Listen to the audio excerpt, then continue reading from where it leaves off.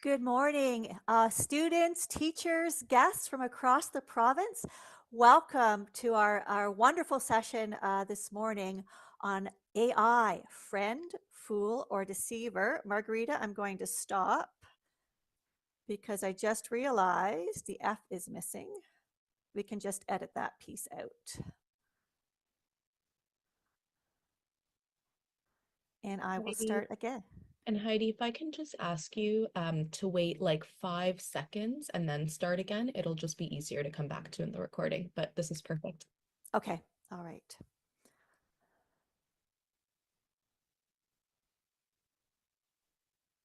Hello, everyone. Good morning, teachers, students, guests from across the province.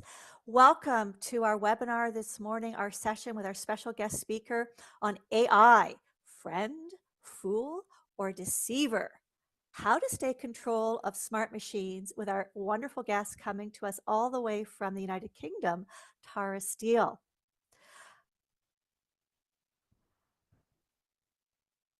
We'll start this morning with our land acknowledgement. And this is a moment for us to take a breath, anchor ourselves to the land. Maybe you want to put your feet on the floor, take a deep breath, take a moment to become quiet and focus and think about the meaning of our land acknowledgement. We acknowledge that we are being hosted on distinct and diverse traditional territories of the First Nations and Métis where we live. And I think we are on lands that are governed by the dish with one spoon, Wampum Belt Covenant. The idea is that we all can peacefully live together in sharing this one dish, this land, and all that it provides, so long as we each are mindful of only taking what we need. We also recognize the enduring presence of all First Nations, Métis, and the Inuit peoples.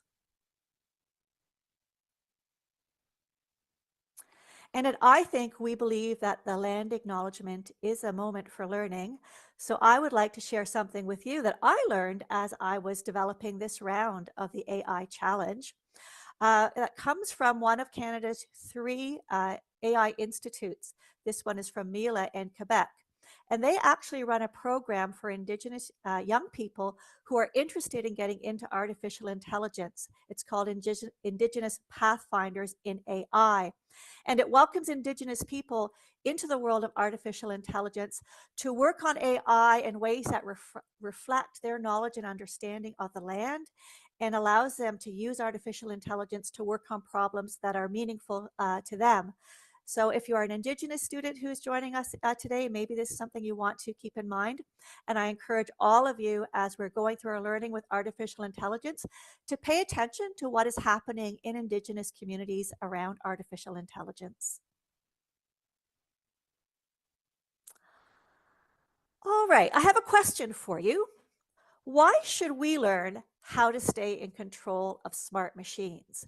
That was a question that our guest, Tara, today has included as part of her talk. And when I think of why I invited Tara to speak with us today is there are lots of things around AI that are incredibly exciting, and you may already be using AI tools in your own lives, in your learning, but there's some really concerning things as well. We've heard of things like deep fakes and artificial empathy and AI that can, create videos of people and they look like they're real.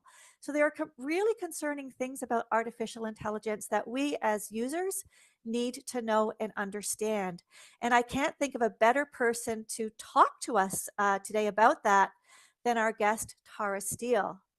Tara is a director of the Safe AI for Children Alliance, an organization dedicated to protecting children from AI risks and ensuring future generations are equipped to align advanced AI systems with human well-being. Deeply human. Remember, AI has to be good for humans. Tara is a former intelligence officer. That means she's worked on things that have to do with national security for her country. And she brings a unique perspective to AI safety and child protection. Her work focuses on raising awareness of AI companions and their impact on children's psychological well being, as well as the importance of critical thinking in recognizing deep fakes. She also has a law degree and certifications in AI governance, so making the rules of how AI might operate in our countries. She's concerned about ethics and safeties, and she uses her law expertise to guide her work in AI, thinking about children. Tara has also recently spoken to the UK Parliament in London about AI risks. She's spoken directly to the Chair of Science, Technology and Innovation at a committee there. And she was in Paris recently at the inaugural International Association for Safe and Ethical AI conference at the summit that took place in Paris. And so, Tara, wonderful background, really meaningful work that you are doing. I invite you to turn on your camera now. I'd like you to welcome you from your place in the UK to our place here in Canada, and really enjoy your time with our kids. And we're so looking forward to learning from you. Thank you, Heidi. Thank you very much. Hello, everyone. Thank you for being here and for giving me your time today. I'm really looking forward to getting to talk with you. Like Heidi said, my name is Tara Steele, and I'm the director of the Safe AI for Children Alliance. But today, I'm not here to talk about me or my job. I'm here to talk about you, because you are actually an incredibly special generation. And I don't just mean that in a kind of you're all amazing kind of way, even though you obviously are. I mean that in a much bigger sense, because you're growing up in a time where the world is changing really fast. And one of the biggest things that's shaping that change is something that I know you've all heard of: artificial intelligence, or AI. Now, what does that mean? I know, because of what you're doing here today, that you probably already have a good understanding of what AI is, but I'm just going to go over it really quickly in case anyone was snoozing during that part. So AI is when computers and machines can sort of think, but not in the same way as a human, but in a way that lets them do things that normally need a type of intelligence, like answering questions, writing stories, even creating images and videos. And those specific examples are from a particular type of AI, which is called generative AI. And generative AI is a type of AI that creates things, it generates things, pictures, music, even entire conversations. It's really powerful, and it's going to be a big part of your world. And a lot of the things, not all of the things, but a lot of the things that we talk about today are going to be related to generative AI, as well as some other types of AI. But like most really powerful things, AI comes with some really big risks as well as loads of good stuff. And that's why I'm here today, to help you understand those risks and how to protect yourselves. So let's go right into talking about some of the biggest risks from AI. And first of all, we're going to talk about deepfakes. So I wonder if any of you have ever seen a video of someone saying or doing something and then later found out that it was fake. That's what we call a deepfake. Deepfakes are AI-generated videos or images that look very real, but they're not. So they can make it look like someone's saying something or doing something that they never actually said or did. So why do people make those kind of AI deepfakes? Well, some people do it for fun, like putting your friend's face onto a superhero or something like that. But other people can use them in harmful ways, like making fake news, trying to trick people, or embarrassing someone. So just how can you protect yourselves from believing deepfakes to begin with? Because they're going to become so realistic that you can't really tell by just looking really closely at the image or the video.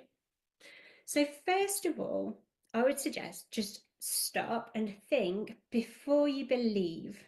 If a video or a picture seems kind of shocking or weird or like out of character for someone, or it just makes you feel quite shocked or angry or sad, like a strong emotion, just stop and think about whether it might be a deep fake. And then second, think about where it's come from. So for example, is it from like a well-known news channel, which would make it much less likely to be a deep fake? Or from someone you don't know, or a friend who got it from someone they don't know, which could make it more likely to be a deep fake, things like that. And then finally, talk to a trusted adult if you see something that just doesn't quite feel right. And also, importantly, never share a picture or a video of someone that could be fake, especially if it might be embarrassing or hurtful to someone. In fact, don't do that even if you think it's real, but you know what I mean. And speaking of people and their feelings, the next thing that we're going to talk about is AI chatbots, particularly ones that can seem like they're your friend. So I think that probably a number of you have likely used some AI chatbots like ChatGPT or Claude or something similar, maybe just to mess around or get help with your homework, which we might go on to talking about in a minute. AI chatbots can be really cool. I use things like Claude and ChatGPT quite a bit, as long as that's done in collaboration with your parents and teachers at an appropriate age. You might want to get used to doing that as you grow up, but there's something important that you need to know, particularly if you ever come across chatbots that are really designed to pretend it's a person or even a friend. And that is that these chatbots don't actually understand you. So they predict what they should say next based on patterns that it's learned. Now, it's a little bit more complicated than that, and they do that in a really impressive way, but sometimes they get it very wrong. And there have been times when AI chatbots have given children and young people some really bad advice, sometimes even very dangerous advice. And because they sound like they understand, and you can feel like you have a real relationship with them, it can be easy to start believing them. Some people even feel like AI chatbots are their real friends, and I can understand that feeling, because sometimes even if you know they're not, the way that they're designed can still make it feel like they are. But of course, they're not real friends. And if you ever get advice from a chatbot that seems even a little bit off or makes you feel uncomfortable, or you consider doing something out of the ordinary based on something they say, please talk to an adult about that. And of course, never take the advice if it's something that it could even slightly harm you or someone else. And remember that it's the people around you now and the people who you really know who are your real friends. And here's something else that can be really unhelpful. Let's talk for a moment about AI-driven misinformation. And misinformation basically means information that's actually wrong. It's not true. So for this one, I'm just going to kind of set the scene a bit before we talk about the actual misinformation. So some of you, excuse me, might use things like YouTube.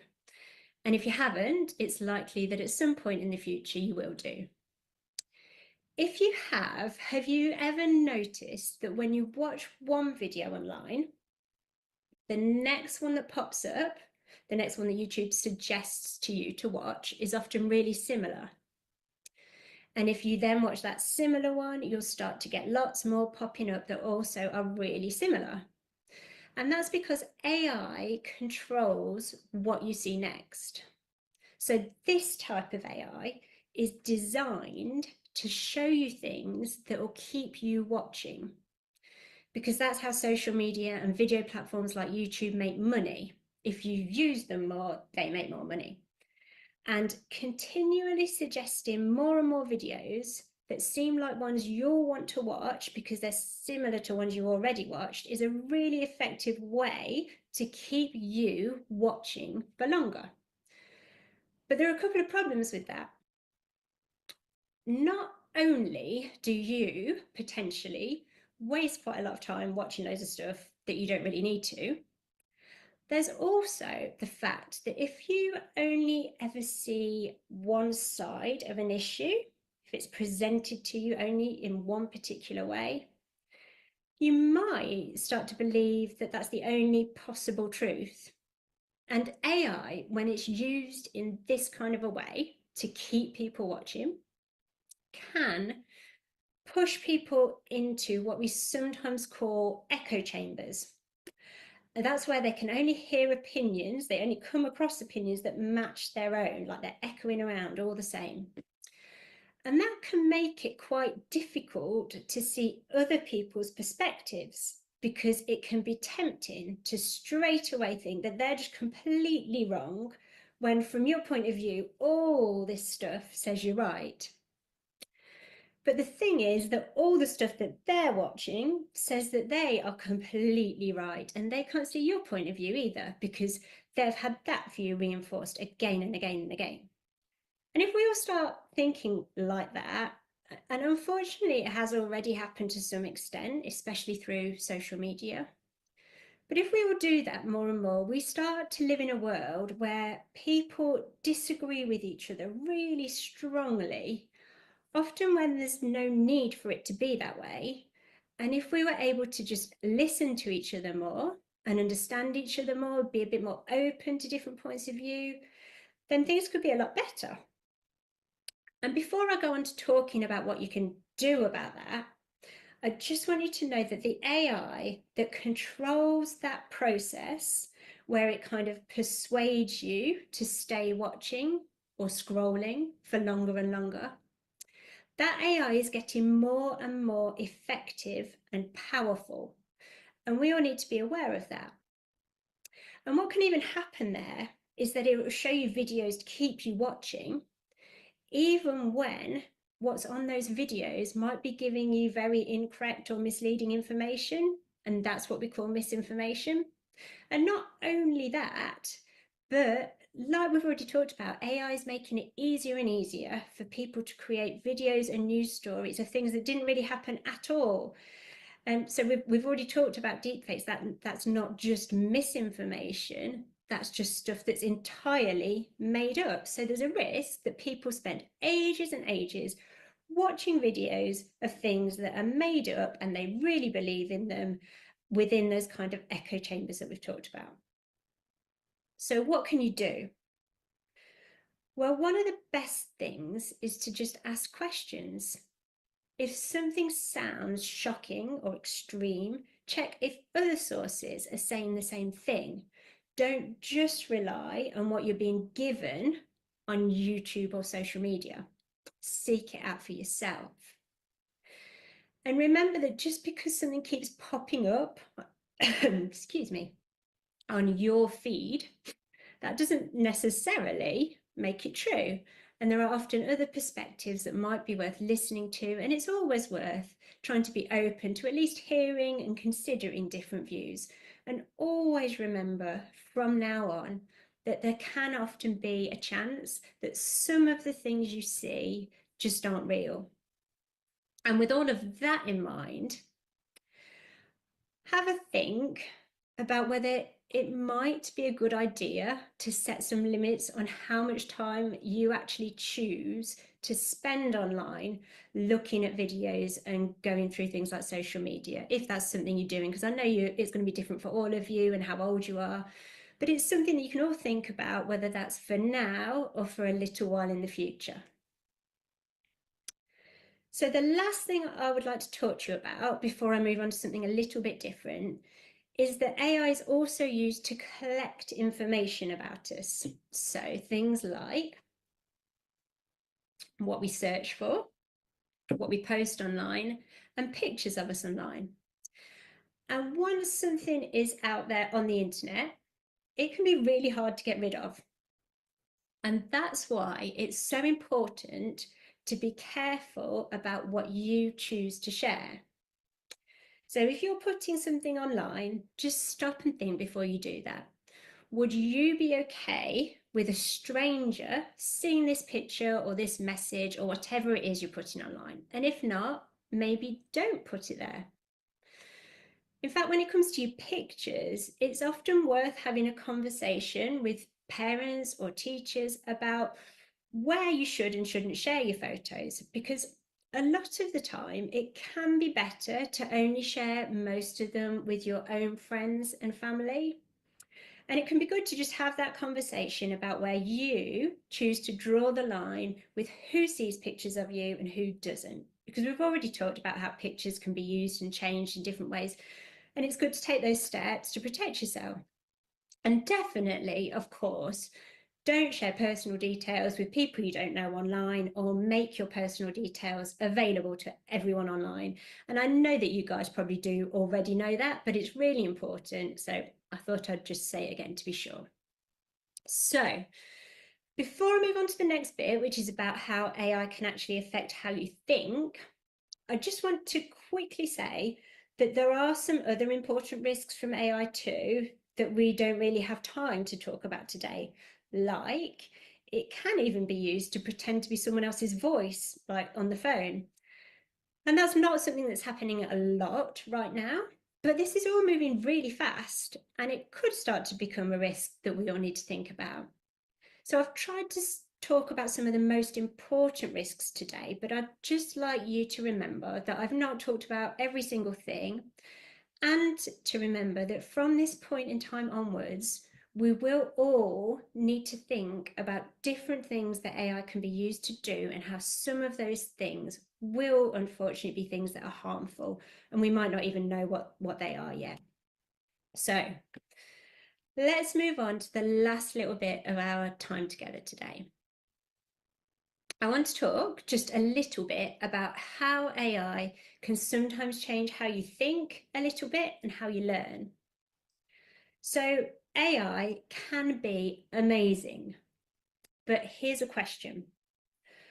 What happens if we all think that it's so amazing that we start using AI for almost everything.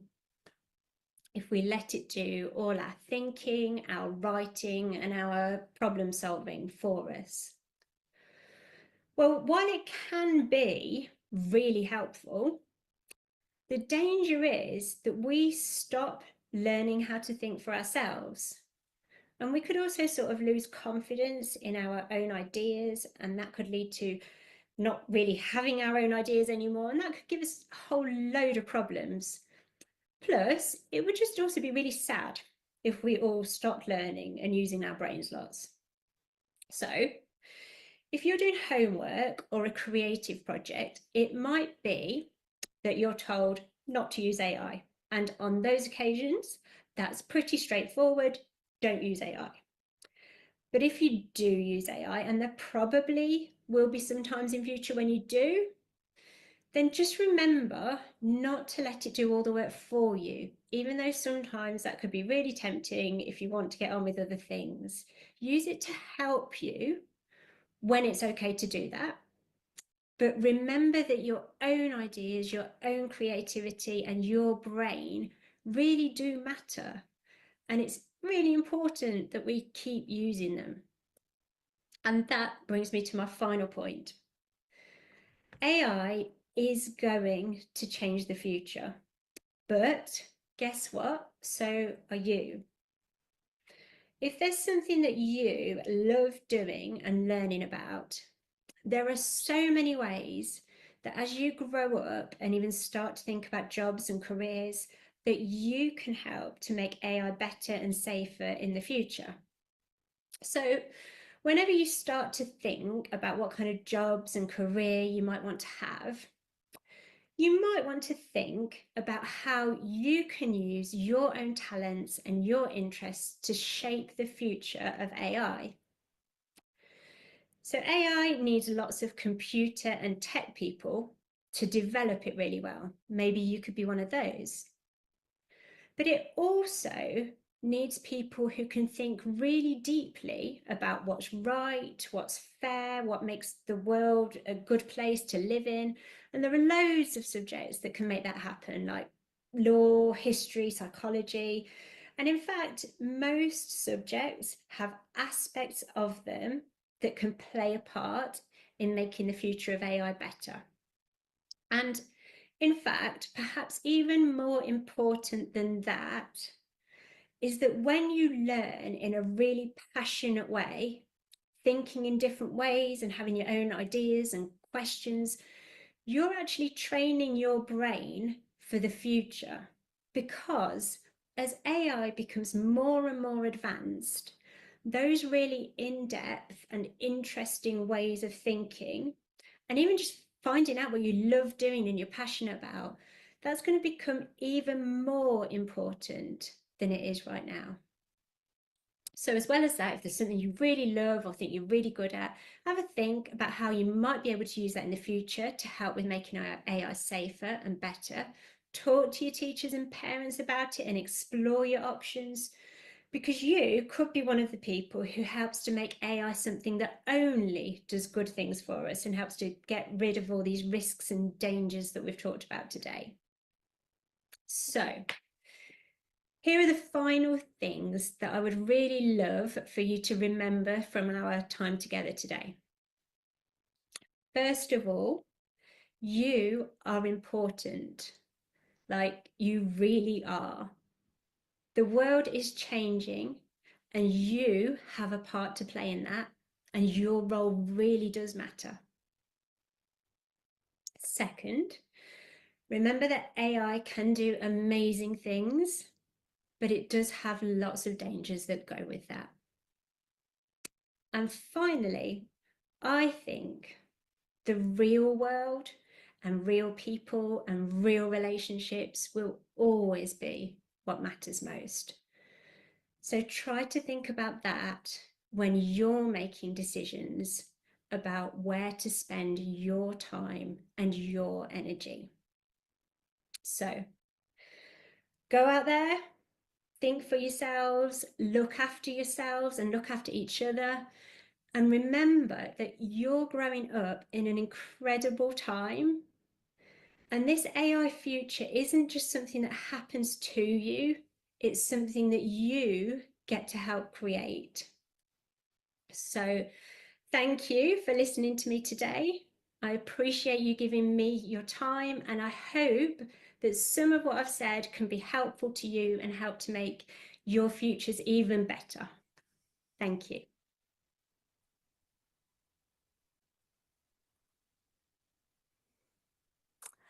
Thank you, Tara, for really outlining some of the risks that students need to think about, but to encourage them to think of themselves of having the power to go and shape AI in the way that they want to shape it, to do good things in the world. That is a really positive message and a shift, because so much conversation has been about, oh, how do I use, ChatGPT? How do I use it this? But to think that I can design AI and be part of that conversation is an important message.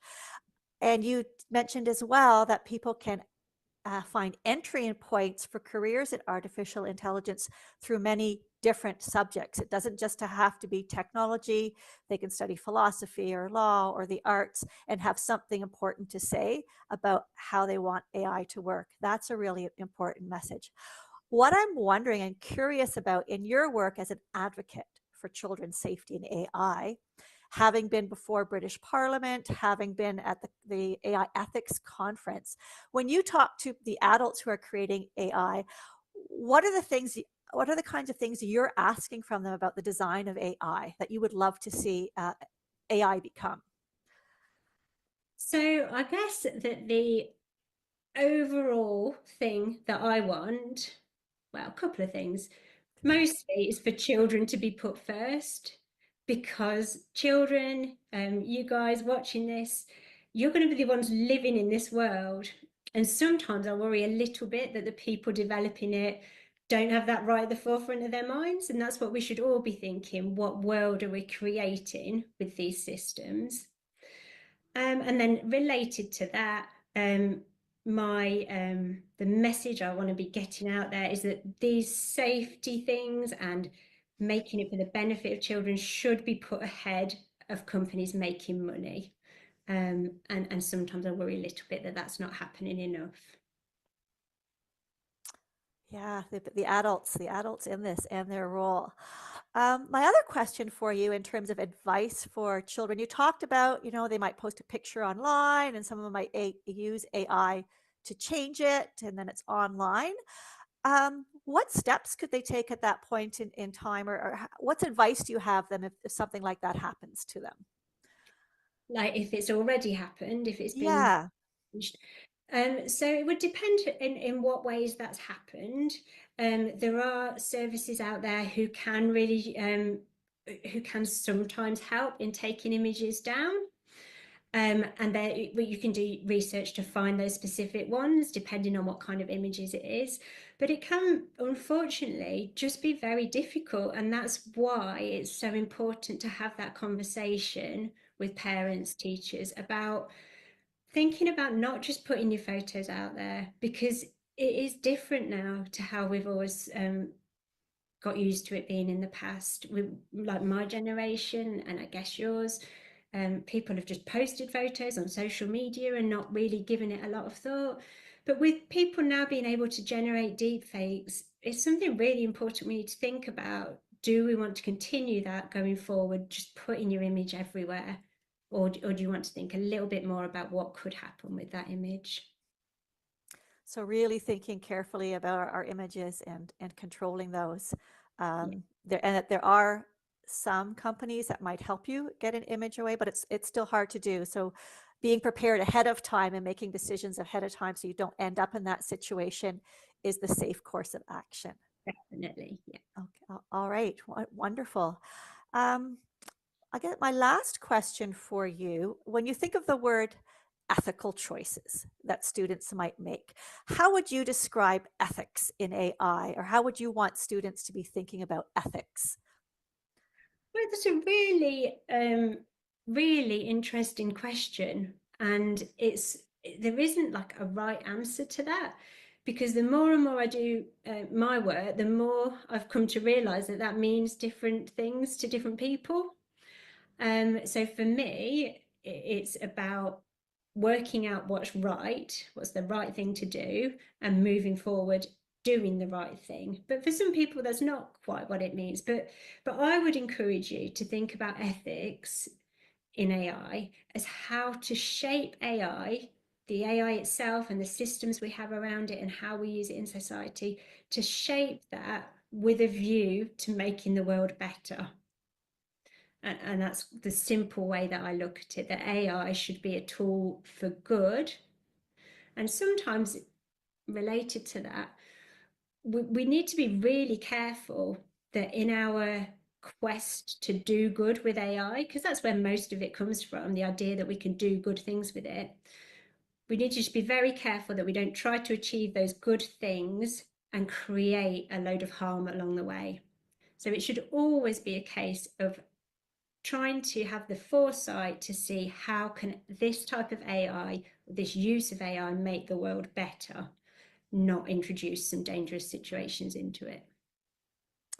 So that rush to create something and get it out into the world without really thinking, how does this impact children? How does this impact women? How does this impact, somebody living in Africa? Before you let your AI tool go into the wild, is a way that we can think about that. Oh, thank you so much. All right, I'm going to invite you to leave your camera on. I'm just going to share my screen again for our students listening out there who've gotten some great advice this morning. I'll move ahead here. All right, students and teachers, this is a little bit of time for you to reflect on the things that you've heard this morning. Dig a little bit more deeply into your own understanding, and with a partner beside you, talk about what you've learned. And then I'd like you to write down 3 things that you found most interesting and challenging about what Tara shared, 2 questions you have for Tara on what you want to know more about, and 1 thing Tara said that you think all students should know this. So I'm going to leave you 5 minutes for that discussion. I'm going to turn my microphone off while you're doing that. Oh, I can't do that. Oh, I know I can mute it this way. And give you a chance to have that in your classroom. We'll come back in 5 minutes.